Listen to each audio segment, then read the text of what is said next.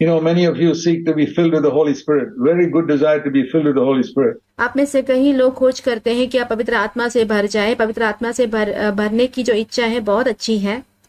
And many people say, if you're filled with the Holy Spirit, you'll speak in tongues. और अनेक लोग ये कहते हैं कि अगर आप पवित्र आत्मा से भरे हुए होंगे तो आप अन्य भाषा में बात करेंगे।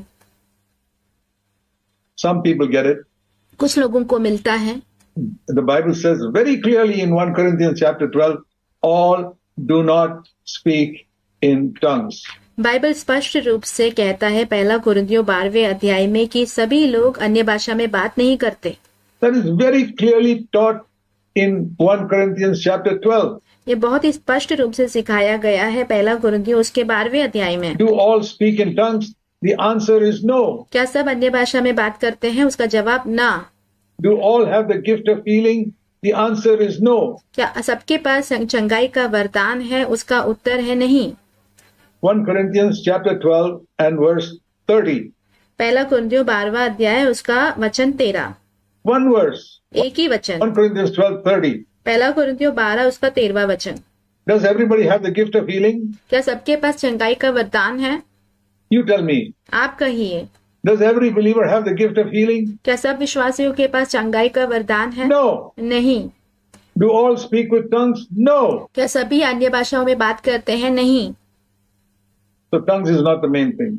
अन्य भाषा में बात करना इतना जरूरी नहीं है। Gift of healing is not the main thing. But I'll tell you what is the main thing. चंगाई का वरदान जो है वो सबसे जरूरी नहीं है, परंतु सबसे जरूरी बात मैं आपको बताता हूँ वो क्या है। In being filled with the Holy Spirit, which पवित्र आत्मा से भरे हुए होने का। every person filled with the Spirit will have and should have. और जो सभी लोग जो पवित्र आत्मा से भरे हुए होते हैं उनके अंदर होगा और होना भी चाहिए।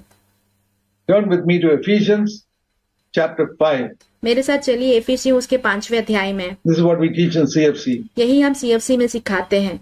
We believe that God gives tongues to some people. हम विश्वास करते हैं कि परमेश्वर कुछ लोगों को अन्य भाषा देते हैं। But something more important that God gives to everybody. पर उससे भी सबसे ज्यादा जरूरी जो कि परमेश्वर सारे लोगों को देते हैं। Ephesians 5. इफिसियों 5 verse 18. 18 वचन। There are two commands here. यहाँ पे 2 आज्ञाएं हैं। Have you read them? क्या आपने ये पढ़े हैं? Ephesians 5:18. इफिसियों 5 उसका 18। Two commands. 2 आज्ञाएं। 1. पहला, Don't get drunk with wine.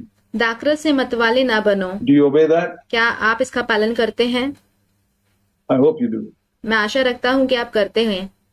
Second command. दूसरी आज्ञा, Be filled with the Spirit. Do you obey that? आत्मा से परिपूर्ण होते जाओ। क्या आप इसका पालन करते हैं? You can't fill yourself. आप अपने आप से नहीं भर सकते। Be filled with the Spirit means present your body and your heart and your life and everything to God and say, oh God, you come and fill my heart with the Holy Spirit. पवित्र आत्मा से परिपूर्ण होने का अर्थ ये है कि अपने आप को, अपने जीवन को, अपने पूरे हृदय को परमेश्वर के सामने रखना, समर्पित करके कहना कि प्रभु अपने आत्मा से मुझे भर दीजिए। You got to present yourself to God. आपको अपने आप को परमेश्वर के सामने रखना होगा। And when you are filled with the Spirit, listen to this. और जब आप आत्मा से परिपूर्ण होंगे, यहाँ पे सुनिए, When you are filled with the Spirit, here is what will happen. और जब आप आत्मा से परिपूर्ण होंगे, यहाँ पे लिखा है कि क्या होगा। You will begin to speak in psalms and hymns and spiritual songs, verse 19, singing and making melody to the Lord. यहाँ पे लिखा हुआ है वचन 19 में कि आप जो है भजन और स्तुतिगान और आत्मिक गीत गाएंगे और अपने अपने मन में प्रभु के सामने गाते और कीर्तन करते रहेंगे। Always giving thanks. हमेशा धन्यवाद देते हुए। Do you read that? क्या आपने ये पढ़ा? What is the mark of a spirit-filled person? एक पवित्र आत्मा से भरे हुए व्यक्ति का चिन्ह क्या है? He will be always giving thanks. वो हमेशा धन्यवाद देते रहेगा। Not always speaking in tongues, हमेशा अन्य भाषा में बात करते नहीं रहेगा, but always giving thanks for everything in his life. पर उसके जीवन में हमेशा हर चीज के लिए धन्यवाद देगा। I take that for myself मैं ये अपने लिए लेता हूँ as the mark of being filled with the Holy Spirit. एक पवित्र आत्मा से भरे हुए होने के चिन्ह के रूप में, That there will never be a grumbling in my life, never a complaining. Why are you doing this, Lord? और मेरे जीवन में कोई भी एक कुड़कुड़ाई नहीं होगी, शिकायत नहीं होगी कि प्रभु आप मेरे जीवन में ऐसा क्यों कर रहे हो, Why you have not answered that? आपने उस चीज का जवाब क्यों नहीं दिया, Why you haven't done that? आपने वो क्यों नहीं किया। And when I stop complaining against the Lord, you know what will happen? जब मैं परमेश्वर के प्रति शिकायत करना छोड़ दूंगा तो आप जानते हैं क्या होगा, I'll stop complaining in my home also. मैं अपने घर में भी शिकायत करना छोड़ दूंगा, I'll stop complaining in my office. मैं अपने दफ्तर में शिकायत करना छोड़ दूंगा, I'll stop complaining when people are not obeying the traffic rules on the road. मैं शिकायत करना छोड़ दूंगा जब लोग सड़क पर ट्रैफिक के नियमों का पालन नहीं कर रहे हों। Such a change will come in my life. ऐसा एक बदलाव मेरे जीवन में आएगा। There'll be a spirit of thanksgiving and thanksgiving. एक धन्यवाद देने की आत्मा होगी सदा। And that will produce, like, you know how these women wear perfumes on their body? और आप जानते हैं जैसे स्त्रियां जो है अपने शरीर में सुगंधित द्रव्य लगाती हैं, There'll be a sweet perfume coming out from our life. ऐसे ही हमारे जीवन से भी एक मधुर एक सुगंध हमारे जीवन से भी बाहर आएगा। It's wonderful to be with a brother or sister who has a spirit of thankfulness. ऐसे एक भाई बहन के साथ रहना जो कि जिसके अंदर धन्यवादी आत्मा हो, बहुत अच्छा है वो। You like to meet a brother or sister who's grumbling and complaining? Every time you see him, he's got something to grumble about. क्या आप ऐसे एक भाई बहन से मिलना चाहेंगे जो हमेशा शिकायत करते रहता है, और जब भी आप उनसे मिलते हैं उसको उसके पास कुछ ना कुछ होता है शिकायत करने के लिए, Something to complain about. Oh, brother, this thing, that thing, that thing. Always some sad story. और कुछ ना कुछ होते रहता है और वो कोई भी दुख भरी कहानी लेकर बैठ जाता है। You say, boy, I don't want to meet that brother again. हम कहेंगे मैं तो उस भाई से मिलना नहीं चाहूंगा, But you meet somebody else पर आप फिर किसी और से मिलते हैं who's filled with the Holy Spirit, जो कि पवित्र आत्मा से भरा हुआ होता है with a spirit of thankfulness, और एक धन्यवादी आत्मा होता है उसके अंदर, who's got cheerfulness in his face and stirs up your own faith जिसके चेहरे पे एक मुस्कान होती है और आपके विश्वास को हिला के रखता है, and tells you to thank the Lord for God will solve your problem. God will help you because He's done mine.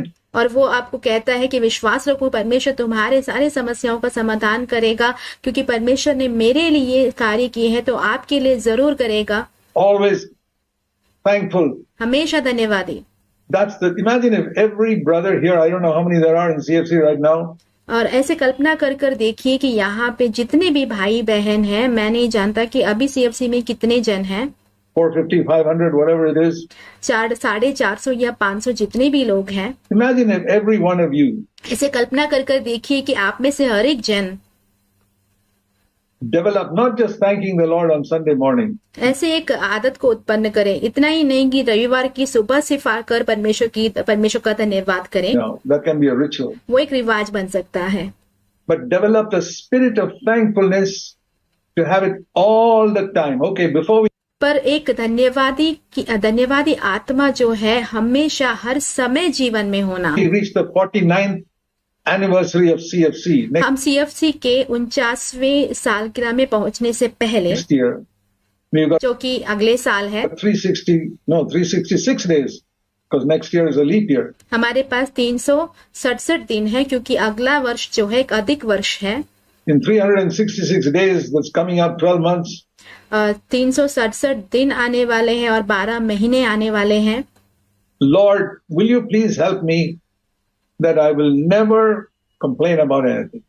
हम प्रभु से मांगे कि प्रभु क्या आप मेरी सहायता कर सकते हैं कि मैं कभी भी किसी भी चीज के लिए शिकायत ना करूं। I can't do 12 months at a time. I can live one day at a time. मैं 12 महीनों का एक साथ काम नहीं कर सकता, मैं एक एक दिन कर सकता हूँ। Today, Lord, after I go home, आज प्रभु घर जाने के बाद let me finish with complaining. मैं ये शिकायत करना छोड़ दूं। Tomorrow morning when I get up, कल सुबह जब मैं उठूंगा, let me begin by giving thanks. मेरी सहायता कीजिए कि मैं धन्यवाद के साथ शुरुआत करूं। Always giving thanks, verse 20. हमेशा धन्यवाद देना, वाक्य 20। You know what the word always means? सदा का अर्थ क्या है, क्या आप जानते हैं? There's an expression that is used in radio and television called 24/7. एक पद है जिसका इस्तेमाल रेडियो और टेलीविजन में किया जाता है जो कि 24x7 है। 24/7 means 24 hours a day, 7 days a week. 24x7 का अर्थ ये होता है दिन के 24 घंटे और हफ्तों के 7 दिन। That is a modern way of saying always. तो ये सदा ऐसे कहने का एक आधुनिक तरीका है। So 24/7. 24x7 Giving thanks. परमेश्वर धन्यवाद देना। I don't mean opening my mouth and saying thank you, thank you, thank you, thank you. Some people that's a ritual.